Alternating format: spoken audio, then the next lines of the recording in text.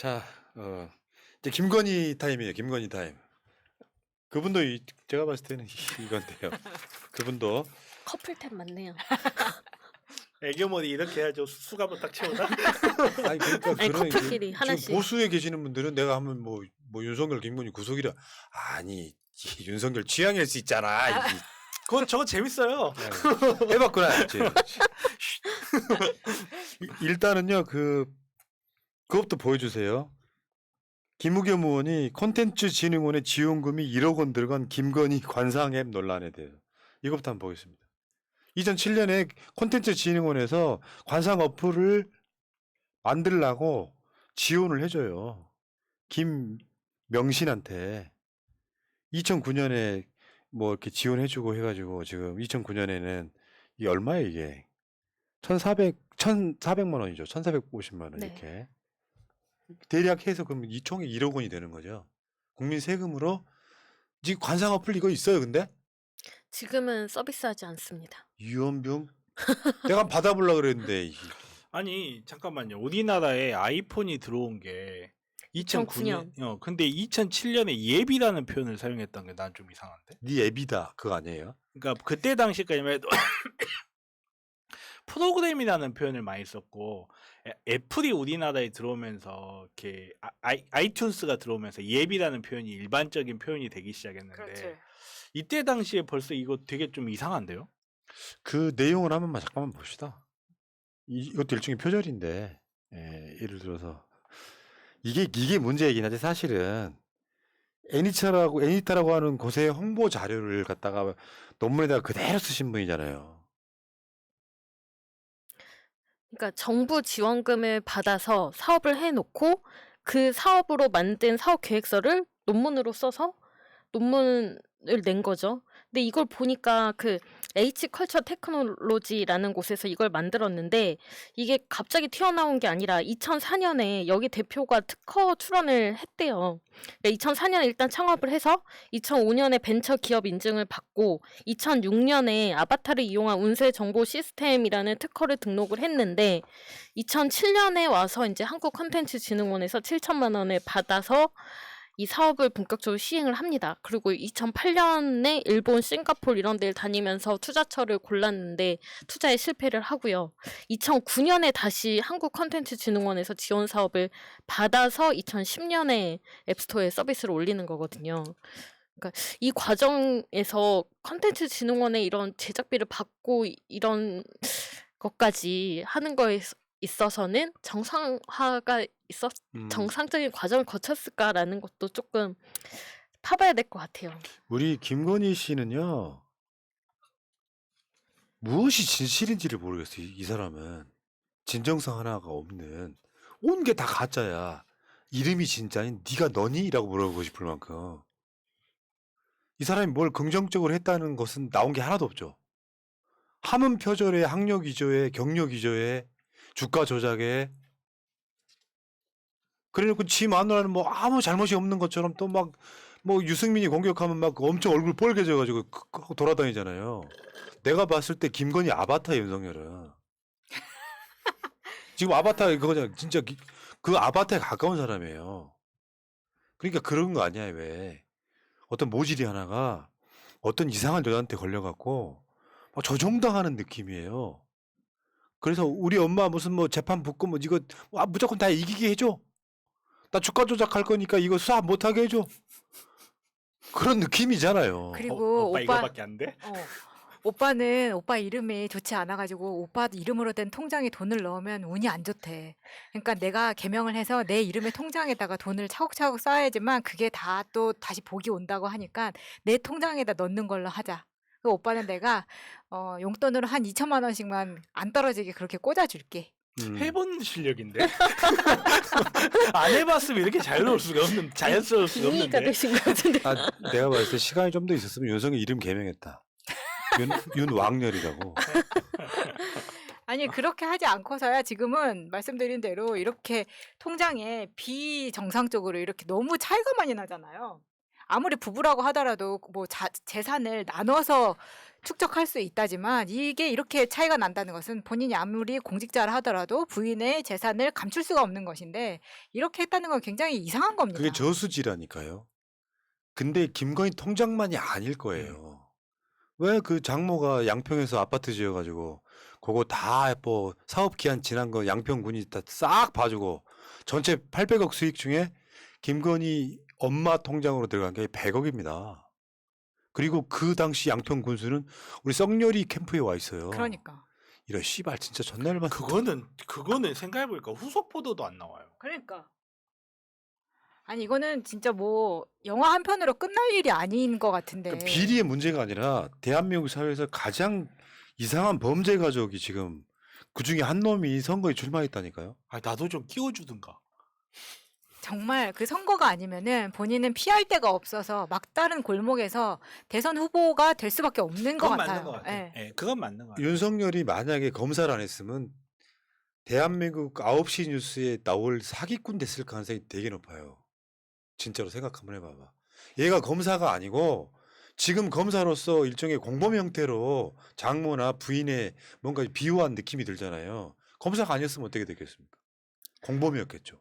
네, 검사가 아니었으면 김건희 씨를 못 만났죠. 아니 검사였기 때문에 공범일 수도 있죠.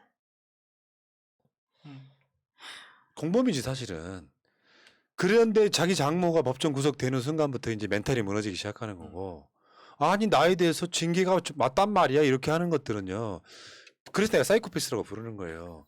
나는 절대 그걸 당할 리 없다라고 하는 확신이 지금 윤석열을 지배하는 건데 드디어 윤석열 부인이 공개 석상에 나온다고 해요. 정말 낯짝도 두껍다. 아, 그 이제 왜 그 공개 석상에 나왔던 마지막이 윤석열이 검찰총장 임명받을 때 청와대 그 유명한 그 표정 있잖아요. 애교머리 하면서 막 윤석열하고 딸이냐? 뭐 이런 비아냥을 들었던 그 두 사람 비주얼이 있잖아요. 근데 그런 헤어스타일이 아니라 뭐 소위 말하면 애교머리 정리하고 나온다는데 근데 내가 봤을 때는 이거 쉽게 못 나옵니다. 네, 저도 못 나올 거예요. 왜냐면은 이게 왜 당신은 부인이 밖에 안 나타나지? 그러니까 무슨 뭐 범죄에 연루되어 있다는 것이 지금 사실인 거 아니야 이렇게 비아냥거리는 것 때문에 곧 나갈 거예요라고 하는 언론 보도가 먼저 나온 거지. 김건희가 나타나기 시작하면요 대중의 시선이 싹 그쪽으로 쏠려요. 그럼 거기 막 주가 조작이라든지 이런 것들이 다 논문 표절이라든지 이런 게 다 쏠리게 돼 있다고. 그러니까 집 밖으로 물론 저 캠프에 나와 있다고는 합니다. 캠프에서 윤석열 부인이 주로 그걸 주도를 한다 그러는데 어쨌건 캠프 밖 한 발짝이라도 대밀기 시작하면 언론의 모든 스포트라이트가 쏟아지는데 이게 윤석열 부인이 밖으로 드러났을 때 파파미가 나와야 되는데 한두 번씩은 윤석열 부인에 대한 그 범죄 사실 같은 것들이 회자될 수밖에 없어서 타이밍을 쉽게 못 내미는 거죠.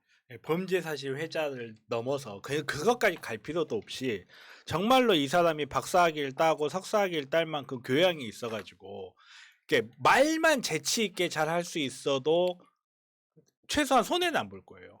근데 우리가 지금까지 이 사람이 인터뷰해본 걸 몇 번 들어봤잖아요. 이 사람이 정말로 뭐 논문에 문제가 있니 없니 이런 거 뭐 밝혀지지 않아서 조용히 있는데 언론에 나와가지고 남편하고 똑같은 수준의 말 두세 마디만 해버리면요 사람들 머릿속에 남는 거 그거야. 유지지 저분이. 저분이 영부인 유지 하겠니? 이게 머릿속에 박혀버리면 그건 끝이거든요. 그러면 그래놔서 이재명 도지사님처럼 대장동 의혹이 있다. 이거를 정면 돌파할 능력이 있고 그 사람이 깜냥이 된다면 나와서 정면 돌파하는 거죠. 근데 과연 이분이 그런 정면 돌파할 능력이 있느냐? 물론 저는 있다고 생각합니다. 근데 결국은 자기 바닥을 드러낼 수밖에 없거든요. 대중에 나오는 순간. 그럼 뭐 게임 끝나는 그 거죠. 얼마나 고민되겠어. 네 마누라가 뭔가 문제 있어 못 나오는 거지 하고 자꾸 누군가는 비아냥을 댈 거고. 근데 문제가 있네. 근데 그거를 이게 안 내밀 수도 없는 게 허례비가 아닌 이상 부인이 있으면 결국 그 사람은 대통령 후보가 되면은 그 영부인 후보가 되는 거잖아요. 그러면 이게 안 나올 수가 없단 말이죠. 차라리 이혼을 해야 되는데 이혼을 하면 윤석열의 존재 가치가 사라지는. 제가 싸게 해드리겠습니다. 그러니까 아니. 지금 아마 김건희 딜레마가 분명히 있을 겁니다. 네. 너는 왜 못 나오니? 라는 말 때문에 지금 캠프에서 먼저 던진 것 같은데 이게 무슨 보시면은 김건희가 정말 언론에서 도와주고 있다고 느낄 정도로 다른 사진이 없어요. 그러니까 그냥 타지를 않는 가다가 거지 지금. 찍히는 사진조차 없기 때문에 이거는 언론의 엄호를 받고 있다고 생각합니다. 이전에 어떤 뭐 마이크 들고 뭐 설명하는 이런 사진들 보면요. 스타일이 굉장히 웃겨요. 뭐냐면 그 조그만한 집게핀을 머리 막 여기저기에다 막 다 붙여놓고 막 그런 사진들 있잖아요. 보통 그 사람들 그렇게 하지 않거든. 아니 근데 윤석열 딜레마도 해결 못 하고 있는데 무슨 윤석열 본인 이렇게 가십거리는 될 수 있고 언론이 이걸 던지는 그 의도는 알겠는데 일단은 윤석열 딜레마부터 해결하시고 이게 뭐 저기 뭐야 애교머리 이야기하고 했으면 좋겠다. 제 생각은 그렇습니다. 예. 근데 그 헤어스타일 바꿨다는 게 유력 대선 주자의 배우자로 맞지 않다는 주변의 조언이라고 했잖아요. 그 주변이 누구일까? 관상가 이런 사람들이 아닐까? 퍼포레이션 스승님. 근데요, 그 김건희가 지금 해결이 안 되는 문제 중에 하나가 표절이지 않습니까? 누군가 기득권이 그 김건희를 돕고 있잖아요. 국민대에서 교수들 투표를 했어. 김건희 표절을 재조사하느냐 마느냐. 그래서 이것을 적극 대응하자는 말은 표절을 재조사하자는 거거든요. 적극 대응하자가 53%가 나왔는데 홍성걸 알지? 그 유명한 보수 논객. 그 홍성걸이 국민대 교수 회장인데 과반이 넘었는데 3분의 2가 안 됐다고 이걸 부결시켜 버렸어. 그러니까 3분의 2가 넘어야 된다라고 하는 규정이 있는 것도 아니잖아. 이게 개헌하고 있자빠졌어 지금. 3분의 2면 개헌, 대통령 탄핵 아니면 뭐 법인 같은 경우 법인 해산 뭐 요런 정도 돼야 3분의 2가 조건이 되는 거지. 뭐 박사 논문 조사하는데 3분의 2 상상조차 할 수 없는 일이죠. 아니 그러니까 과반이 넘었으면 다수결이라는 건 정상적인 건데요. 3분의 1을 왜 국회에서 개헌 같은 걸 걸었겠습니까? 그만큼 중대한 사안이기 때문에 이 정도 동의는 얻어야 된다고 하는 정도 중대 사안인데 어떤 사람 표절인지 아닌지를 재조사하자고 하는 그 표결에 과반이 넘었는데 3분의 2가 안 됐다고 폐기시키는 것은 노골적으로 김건희 논문 봐주는 거죠. 예. 이 논란이 차라리 있는 게 낫지 이 논문이 표절로 확정되는 건 도저히 못 견디겠다라고 하는 표현을 한 거잖아요 지금. 그러니까 3분의 2라는 게 요건을 주는 건 어떤 경우냐면 이 사안이 답이 어떻게 나느냐를 넘어서 이게 말 그대로 탄핵이라는 사안이라든지 개헌이라는 사안이 너무 자주 거론이 돼서 이게 사회의 안정성이 흔들리면 안 될 때 개헌도 너무 자주 있고 대통령도 툭하면 막 갈아치워버리고 그러면 사회가 안정이 안 되잖아요. 그럴 때나 3분의 2라는 요건을 만드는 거거든요. 근데 박사학위 논문 하나가 유지되느냐 안 되느냐가 국민대가 법적 안정성을 해칠 만한 그런 사안이 아니잖아요. 하려면 몇백 개의 박사학위가 나올 거고 그 박사학위 중에 몇십 개는 표절 등을 이유로 해서 취소가 되거나 아니면 통과가 못 되거나 이런 일들이 부지기수에 있을 건데 왜 하필 이 논문 하나에만 3분의 2라는 그 어마어마한 숫자를 거냐고요. 이게 무슨 국민대학교의 법적 안정성에 관련이 있을 수도 있겠구나. 국민대학교는 모르는데 총장님의 법적 안정성과 관련성이 있을 수도 있겠다는 생각이 조금 들긴 하네요. 맞아요. 이걸 단순히 우리 동양대 봉사표창장하고 비교를 해봅시다. 이게 동양대 봉사표창장이 의사가 되는데 그렇게 중요한 역할을 했다면 이에 비해서 우리 그 장모 교수님이나 몇 분 제외하고는 거의 다 묵묵부답이었죠. 그러니까 도와주지도 않고 진중권 같은 사람들만 날뛰었고 학교의 명예나 이런 것보다는 이미 총장부터가 그런 거 없이 한 사람을 그렇게 공격을 했다고 치면 국민대는 이게 박사학위긴 하지만 정경심 교수 투옥시킨 걸 보면 표창장의 무게도 박사학위 못지않게 지금 본 거거든요. 그러면 국민대 교수들은 이걸 필사적으로 맡고 있어요. 교수회의 뜻이 전부가 아니라고 하지만 이 교수회에서 뽑은 이 교수회장이란 사람이 이만큼 막는다는 것은 학교를 버려서라도 지키겠다는 게 있다는 거죠. 여기에 연루되어 있는 교수들이 그만큼 많은 거고 이게 터지면은 우린 다 죽어. 이렇게 가는 그럴 수 거라고 있죠. 생각합니다. 그 전성규 같은 사람들, 김건희 박사학위 지도 교수 같은 사람들인데 나중에는 글자체가 모두 똑같은 사람이 등장해서 김건희 박사학위를 만들어주는. 그러니까 이게 일종의 사실은 이게 터지면 국민대의 존폐가 더 위롭다. 차라리 지금 욕먹는 게 낫다. 이런 걸 수도 있다라는 생각이 한동훈 듭니다. 핸드폰 같은 거네. 그럼요. 터지면 맞아. 다 같이 죽어.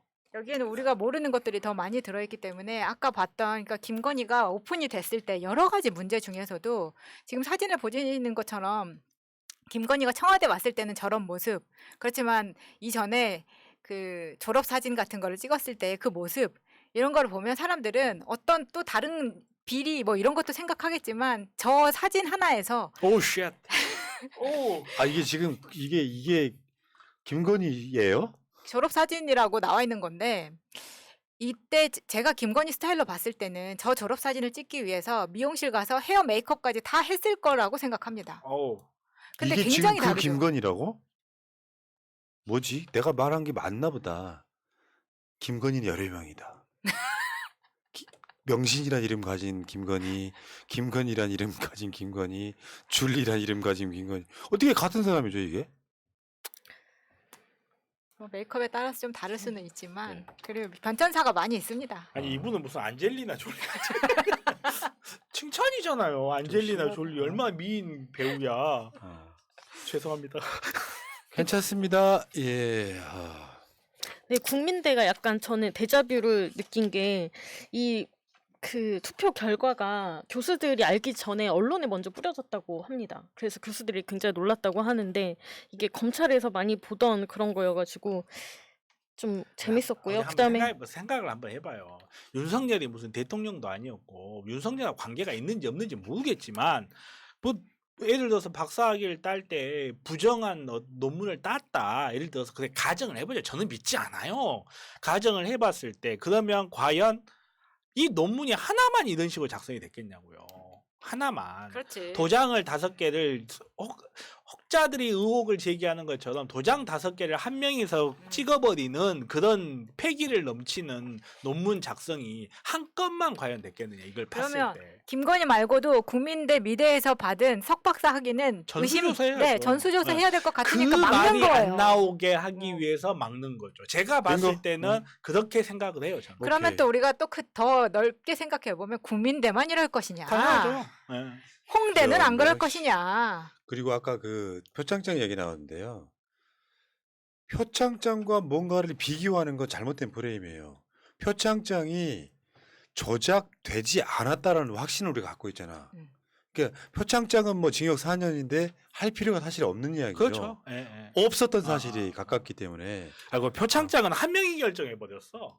이거는 교수 3분의 2가 모여서 유지를 할지 말지 결정하는데 표창장은 한 명이 나와서 나 안 줬는데 어. 자기가 무슨 실제로 다 하지도 않은 사람이 그렇죠. 나와가지고 그랬더니 모든 게 결정이 다 돼버렸어. 표창장 가짜. 근데 아. 여기는 과반수가 야 이거 이상하니까 조사를 해야 돼 그랬는데 3분의 2가 안 됐으니까 못 하겠어. 야 정말 자, 알겠습니다.